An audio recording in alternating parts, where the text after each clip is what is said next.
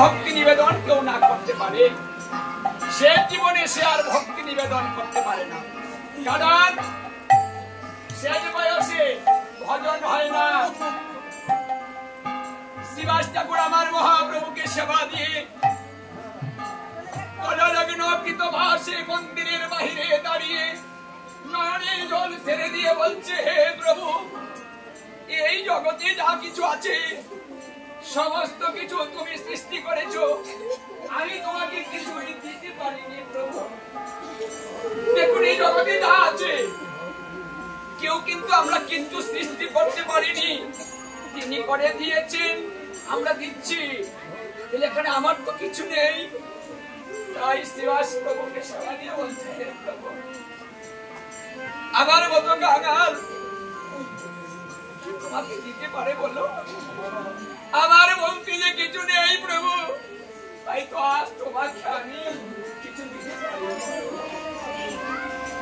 এই কথা বলে নয়নের জল ছেড়ে দিয়েছে।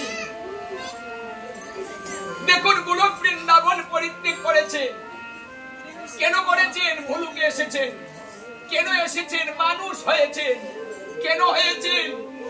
কাঙাল নাম ধরেছেন, যারে তো ঐশ্বর্য অনন্ত কোটি ব্রহ্মাণ্ডের যিনি মালিক, তিনি কি করে কাঙাল নাম ধরতে পারেন? তিনি কাঙাল হয়ে গেলেন। কেন হলেন? ভক্তের ভালোবাসা পাইবার জন্য, ভক্তের ভালোবাসা কাছ থেকে গ্রহণ করার জন্য, ভক্তের ভালোবাসার মূল্য দেওয়ার জন্য, ভক্তের সঙ্গে প্রেম আলিঙ্গন করার জন্য, ভক্তর পদ ধুলিতে গড়াগড়ি দেওয়ার জন্য আজ আমার গোলক বিহারী গোলক পরিত্যাগ করে সেই ভুলুকে এসে নয়নে জলে প্লাবিত করে চিৎকার করে বলছে, আয় তোরা আয়, আমি তোদেরকে নিতে এসেছি, আমি আবার তোদেরকে উদ্ধার করতে এসেছি, নিস্তার করতে এসেছি।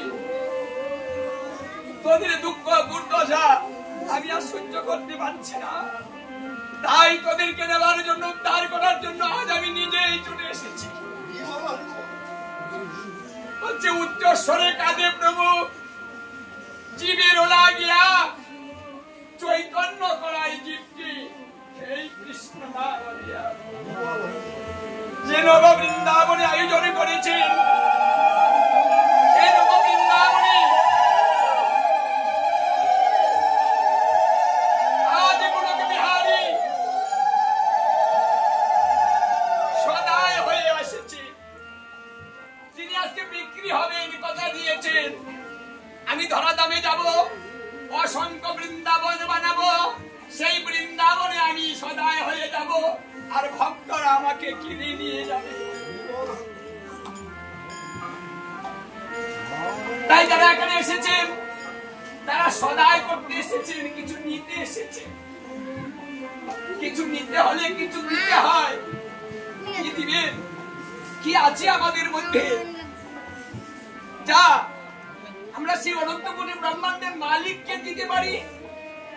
এমন কিসের কাঙাল তিনি হয়েছেন যেটা গোলক বৃন্দাবনে নেই?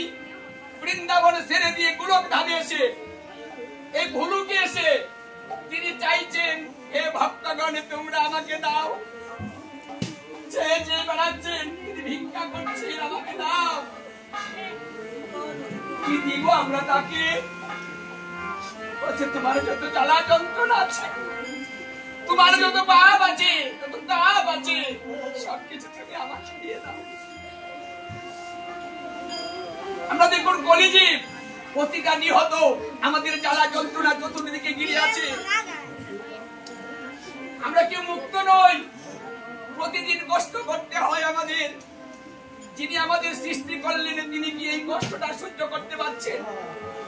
সন্তানে যদি কষ্ট করে তাহলে মাতা পিতা সেটা সহ্য করতে পারে না।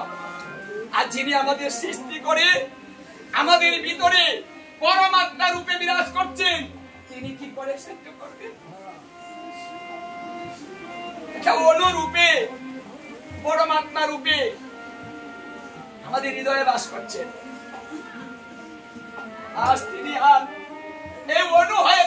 পারলেন না, আজ তিনি ছোট হয়ে থাকতে পারলেন না, ভিতরে আর থাকতে পারলেন না, গোলক বৃন্দাবনে থাকতে পারলেন না, সবকিছু ত্যাগ করে তিনি চলে এসেছেন আমাদেরকে রক্ষা করার জন্য। এসে কি করলেন? এই নাম যজ্ঞের প্রবর্তন করলেন। কলিতে ধর্ম হবে নাম সংকীর্তন, কোন নাস্তব্য নাস্তব্য নাস্তব্য গতির অন্যতা, মানে কলিকালে